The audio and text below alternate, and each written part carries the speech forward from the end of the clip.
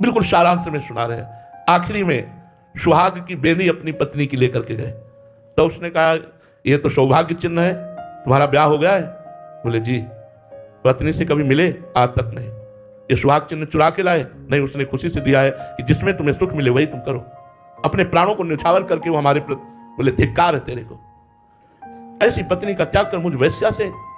बिल्वमंगल जी का प्राण थी चिंतामणि, जी नहीं सकते थे। आशिकी उसे ही कहते हैं, आसक्ति उसे ही कहते हैं, जिया न जाए, उसके बिना जिया न जाए। अब जिसको परिवार नष्ट, धन नष्ट, और जहां आसक्ति थी वहां से ठोकर लगा दी, बड़े विचलित हो गए, रोना आया। चिंतामणि तुम्हारे बिना नहीं जी सकता। और भगवान चिंतामणि की बुद्धि में बैठ गए। उसके आदमियों ने धक्का मारकर बिल्वमंगल जी को बाहर कर दिया।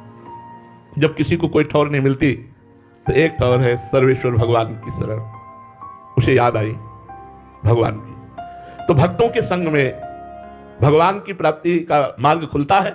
भक्तों के संग से सब छोड़ करके उन्होंने गुरु बनाया, मंत्र लिया, नाम जप शुरू किया। पर हृदय वही चिंतामणि की आसक्ति में बेचैन कर देता। जब तक पाप नष्ट नहीं होते तो नाम जप करने से और जलन होती है, ध्यान रखना, बंद मत कर देना। नाम जप करोगे तो जब तक पाप नष्ट नहीं होंगे वो अशांति पैदा करेगा नाम जप छुड़ाने के लिए। आप छोड़ना मत तो आपका हृदय निर्मल हो जाएगा। उनको लगा भी यहां नहीं रुकूंगा, वृंदावन जाऊंगा। गुरु जी से कहा कि मैं वृंदावन जाना चाहता हूं।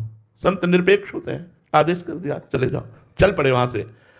एक जाकर के आश्रम में रुके तो रात्रि व्यतीत करने के बाद प्रातःकाल वहां गांव की बधुएं ठाकुर सेवा करने आती थी, पूजा करने आती थी। उनमें से एक बहू का जो रूप था वो चिंतामणि जैसा ही था।